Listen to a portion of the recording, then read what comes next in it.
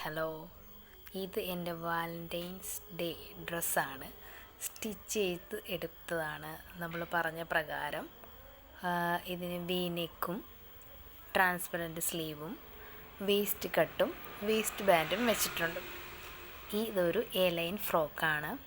ഇതിന് പെയർ ചെയ്യാൻ വേണ്ടിയിട്ട് ഞാൻ 2 മാല ഇട്ടിട്ടുണ്ട്.